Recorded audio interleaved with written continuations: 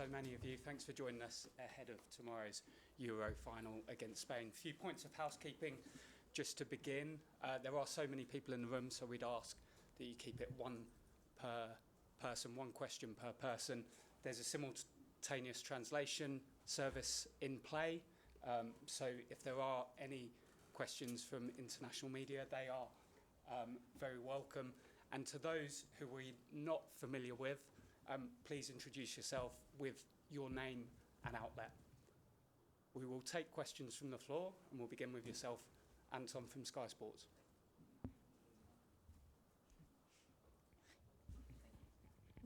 Hello, both. Nice Hello. to see you. Sarina, let's start with what we saw at training, and that was Lauren James. Did she get through the session? Is she available? And to you both, I suppose, what kind of impact can she make if she is available?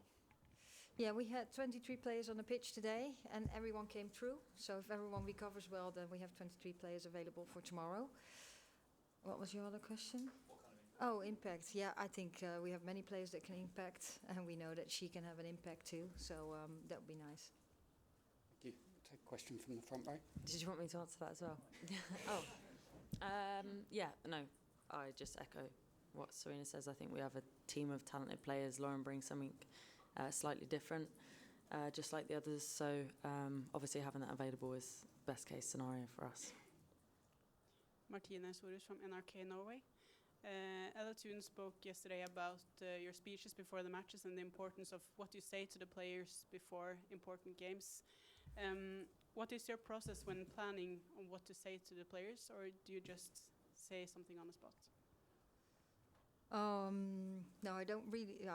I think about what I want to say, but that comes quite early before the game starts. So yeah, just how it feels and what I think I should say. Thank you. We'll take a question from Jane Dougal at BBC News, please. Thank you. Hi, both. Leah, to you first, please. There have been several close calls throughout the tournament, of course, where we've been terrified that England were going to go home. But there's a saying that the best teams peak at the right time. Has that been the plan all along? Yeah, it was all part of the plan. It's making fans got their money's worth.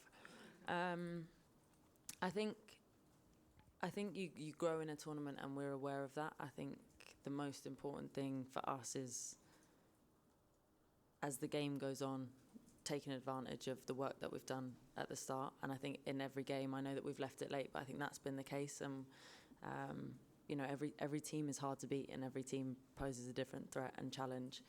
And we have to stay in it for as long as possible until we can take advantage of that. So hopefully your saying will be true, and the best is yet to come. But yeah, definitely not the plan. We'd like to wrap the games up a little earlier and a little easier if we could have done.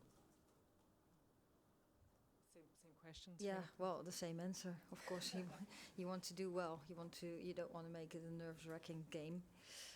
But it also shows what the competition is and has been over this tournament. I think the women's game is. I say that all the time, improving so much, and it's so competitive.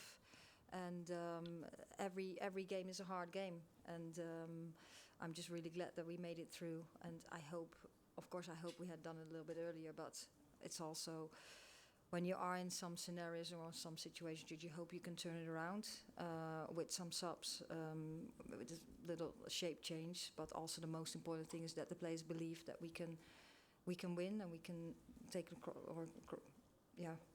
change the game, and that's what we've shown. Thank you. We'll go to Rob Harris at Sky News, please.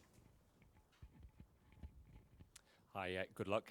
Leah, what does it mean to you personally to have the chance to be able to lift a trophy again? And can you grasp just what this means for the nation? I think we're very connected to what it means to the nation, and in that sense, or as connected as we can be, being away from home. I think the opportunity of tomorrow and what's on offer is the best thing in football. We came to the tournament, we wanted to be here, we wanted to be in it till the end and have a chance to fight for that trophy, and you can't do that until you get into the final. So I think we don't necessarily carry the weight of it and how much it means to people, but we're aware of it because it means the same to us. So you have a squad of excited excited players, focused players, and like I say, we recognise the opportunity and we'll do everything we can to take it. Thanks. Thank you. Thanks, Rob. We'll go to Tom Gary at The Guardian. Thank you. Good afternoon, Leah. You made a lot of history as a team already, but there's a bit of history on the line in that you could be the first England senior team to win a trophy on foreign soil. I'm wondering what that would mean to you as captain, but also can you articulate for us how it's differed being abroad compared to the feeling when you were approaching that Wembley final 3 years ago? I think the beautiful thing about 22 was that I'm not sure any of us will ever be part of anything like that ever again, in terms of the change, in terms of the story, the journey, everything. Being away from home is special in a different way.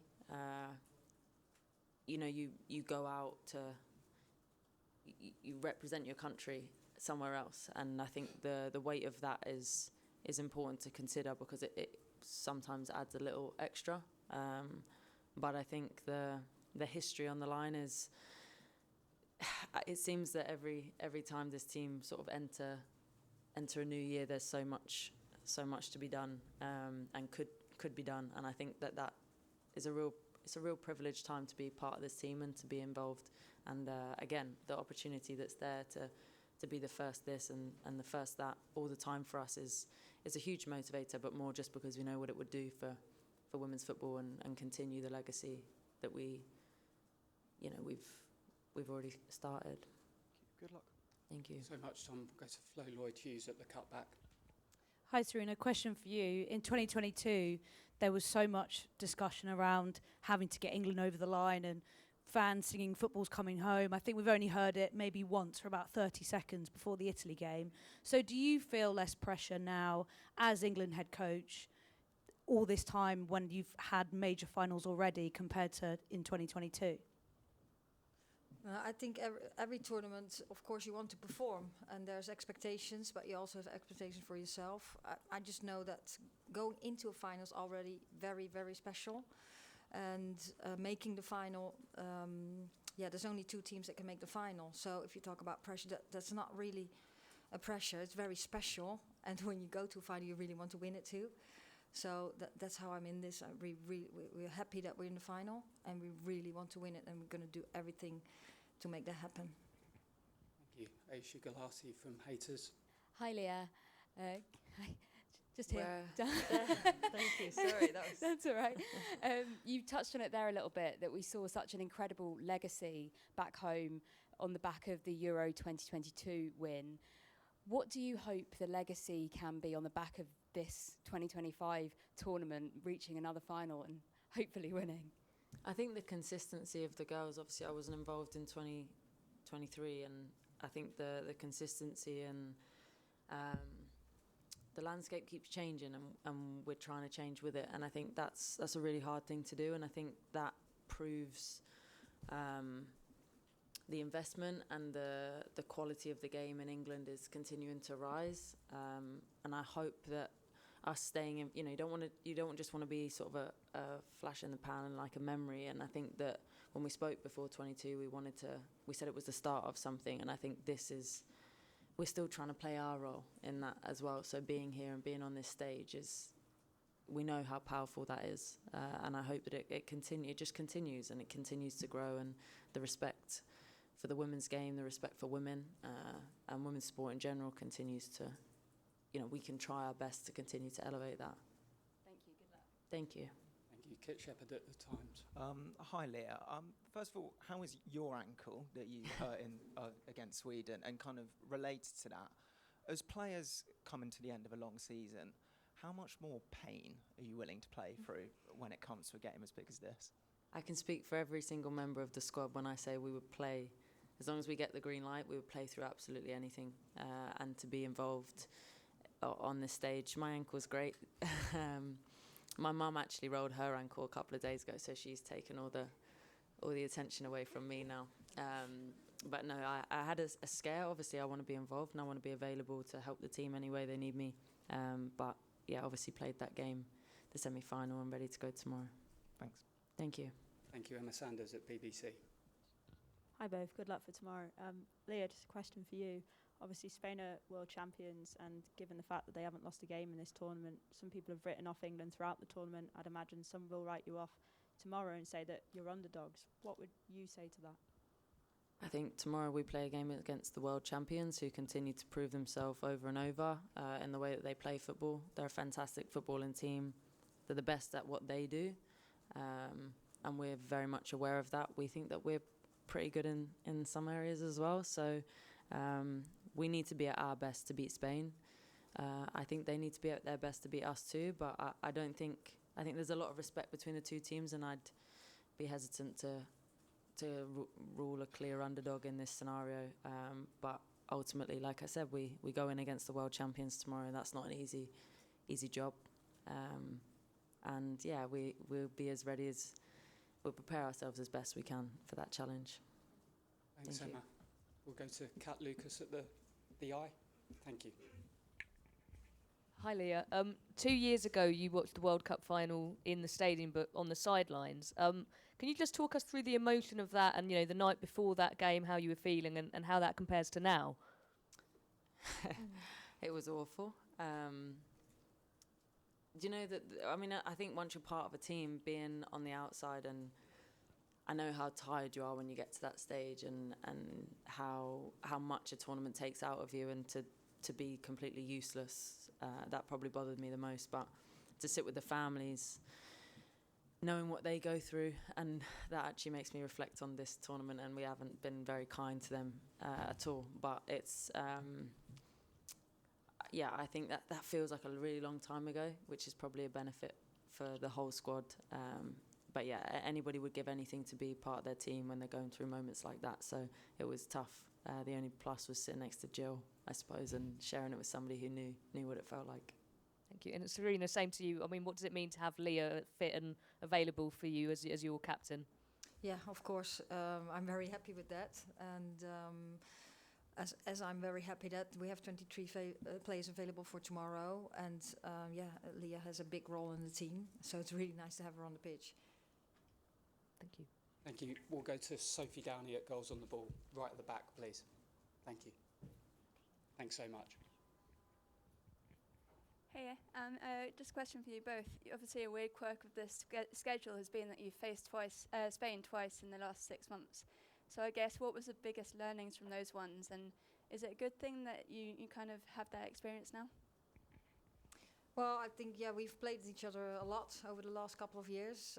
Also comes, of course, with the Nations League, how that's set up. I think you always have learnings. They will learn from us, and we will learn from them in the games we've played. And tomorrow is a new situation where we have an opportunity to hopefully take out their strengths a bit and exploit some of the weaknesses we think they have too. Yeah, I think obviously it's hard because you don't want to get too. You can't focus on the last game too much, whatever that may be. So we look at Spain this tournament. I'm sure they've looked at us in the same way, and tomorrow's a new game, and I'm sure we'll present new challenges. Thank you. Thank you. We'll go to Charlotte Harper at The Athletic.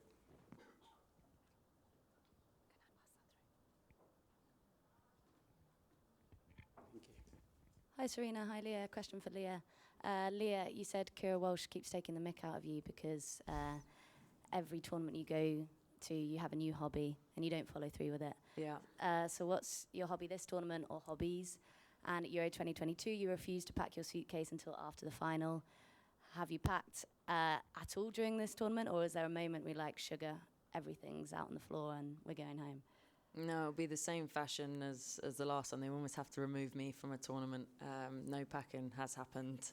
And I didn't know what you were going to say, because she takes the mick at me for everything, let alone having a new hobby. But I suppose this time I did bring like a portable keyboard, and I felt discouraged because I heard that some of the other girls in the team had been playing theirs, and I felt like I was too far behind, so I just sort of left it. Played it a couple of times, but there's so much socialising to be done. I don't have time for hobbies. So another hobby not quite followed through. No, but that will be picked up when I get back, and Charles, my piano teacher, in case he hears that as well. Thanks very much. All the best for tomorrow. Thank you. Thanks, Charlotte. We'll go to Susie Rack at The Guardian, please. Thank you. Hey both. Leah, obviously there's been a bit of talk about various records and things. You could potentially lift a second major tournament trophy as England captain, which would be a huge milestone, and also do a club and international double European trophy-wise within the space of 2 months. How much do you reflect on sort of these personal milestones and what it would mean to you?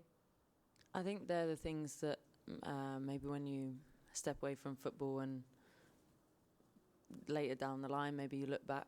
But for now, I don't know. I don't play.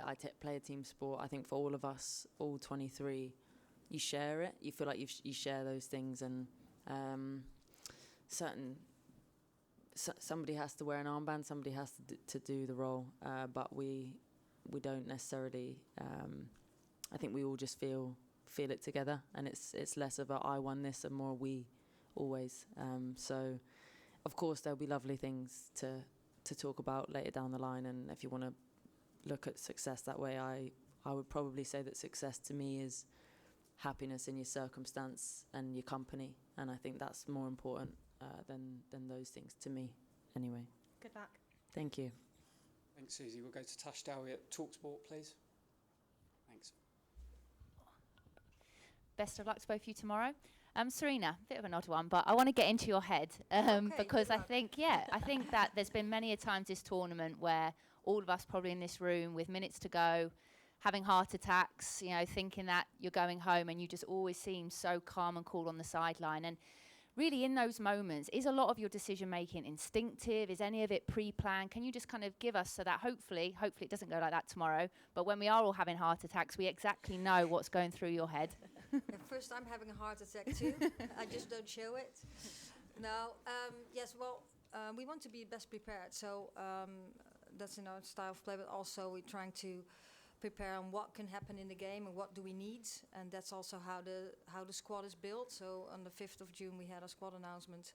And then we figured out, okay, what player we might need in certain circumstances if we want to change things. And that's what we talk about all the time, and that's how we prepare for a game. So we have spoken through all the scenarios, but then during the game, then it's a sense of what you think is necessary. And of course, there's continuous contact with the technical staff on the bench, but also with the staff in the stands who inform us about everything. So what we want to do is when we want to change, we can make a decision very quick. So we can all relax tomorrow now, guys.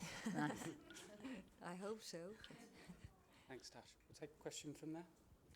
Florian Paco from Bleak in Switzerland. Tomorrow, Hannah Hampton will probably have a lot to do. How do you describe her tournament, and how important is she in the group? Yeah, well, I hope she will not be too busy tomorrow. But yes, of course, she is on a very good way on her journey. This is her first major tournament that she is a starting goalkeeper, and she's done really well, I think. And I hope she can show that tomorrow too. Thank you. We'll go to Good Morning Britain in the middle of the room. Thanks. Hiya, massive good luck from all of us for you tomorrow. There's been some outcry from a significant number of fans about a good luck message from the royal family that was posted ahead of the finals. It includes a picture of the entire squad, but it's missing Michelle Adjemang. I was curious to see if you both had any comment to the fans that might be upset about it. Yeah, I think that would never ever be intentional. I think the message from the royal family is that they really, really support us, and we really, really appreciate that. And they support every single player and staff member. So I hope that everyone really appreciate that. And it's unfortunate, I think, that she's not on that picture then, is what you said. But there's all good intentions. Thank you. Catherine Bette from The Telegraph. Hi, question for Leah. A lot has been talking about this never say die attitude that England have shown to get here, and it reminded me of a quote you used in 2022 about nobody wins, afraid of losing. And I wondered kind of how important that's been in terms of not letting fear take over, but staying calm in the biggest moments. I think that's the main thing. You can, if you're fearful of losing, then even if you win, do you enjoy that experience? Do do you fully take it in? Do you give everything that you have, or are you expending energy in the wrong way? And I think this team is so task focused, and so I don't know, you know, like whatever's in our way, then we'll try and overcome that together. I don't think we're a team fearful of losing. I think football anything can happen, and there's so much out of your control.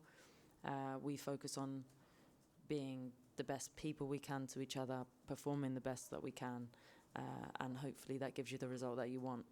But definitely not fearful of losing, because it does. You expend energy in ways that you don't want to. Thanks, Catherine. We'll go to Tom Victor at the Daily Mirror. Thanks. Hi, both. Leah, we heard from Ella Toon yesterday talking about the challenge of being off the pitch for the penalty shootout against Sweden, not being able to kind of contribute. Just wanted to, obviously you were off the pitch at that moment as well, and for the end of the Italy game, and I wanted to know how that compares to 23 when you were not playing as much of a part, and what it says about the other leaders in the squad in those moments. Yeah, same sort of feeling. Obviously, your role becomes slightly redundant, but there's still ways that you can affect the team. We have a big process for those moments, so even if you're off the pitch, you have a role to play. So it's maybe easier than being in the stands. Also because you get to run on and celebrate with your team when they do well. But I think we have so many leaders in so many different ways, that you have your real conventional ways of leadership that people would recognise, and then I think you have people that offer certain things in certain moments, and they know that that's their bag, so to speak, and they really step up. And I think we have a lot of those characters that are, maybe we've created a good environment for those people to feel comfortable enough to do it. But I do feel like everybody really knows when they can really sort of step up and contribute, and they have done. Thanks. Good luck tomorrow. Thank you. Thank you. Thanks, Tom. We'll just take a question. Hello. Hello. I'm Siani Dalma from L'Équipe, the French newspaper. I read an excellent article in The Guardian that says that the team which play his semi-final in first has an advantage to win the final. Did you know that, and did you read this article, and what do you think about that? I do. Can you translate? Tom, you go. We got. Don't want anything. Oh. Okay, I think I understand your question. What we just we played the semi-final first. What we just really enjoyed is that we had an extra day of rest after a very intense group stage where we had only 3 days in between every game and towards the quarterfinal. So we really used that extra day off, and hopefully that will help us tomorrow. Okay, thank you. We'll take a question in the middle row. Great. Good afternoon, both. I'm Maria Ticas from Diario Sport in Barcelona. I have one question for Leah. I have to ask you in Spanish. How is it to play with Mariana now that you know her? You are teammates, and if you have talked with her about this final. Thank you. I think Mariana is an exceptional player. I've loved her being my teammate at Arsenal. Especially in my position, I normally just get to stand and watch her magic. Hopefully not tomorrow. But no, I haven't spoken to her, and I do miss her actually. So I'm looking forward to the end of the game when we're all friends again. But yeah, no, she's an exceptional footballer, a good person. I'm very happy that she is my teammate. And tomorrow, hopefully, there's other players that played with her as well. So hopefully that'll come to our advantage. Thank you. Thank you. We've got time for one final question. We'll go to the back. I think Spanish media at the back. Thank you.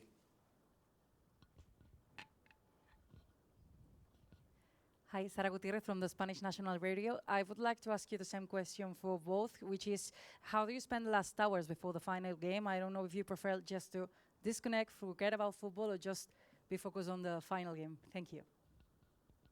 I basically do every match day the same.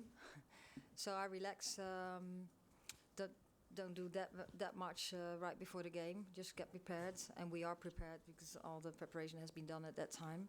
And I'm just waiting till the game starts. I'll be playing Monopoly Deal with the girls and having a nap, always. anybody that has ever played with me knows that that has to happen. Great. Thank you so much for your time. Appreciate some people still wanted to ask some questions, but we've run out of time. So we'll see many of you tomorrow. Thank you. Thank you, guys. Thank you.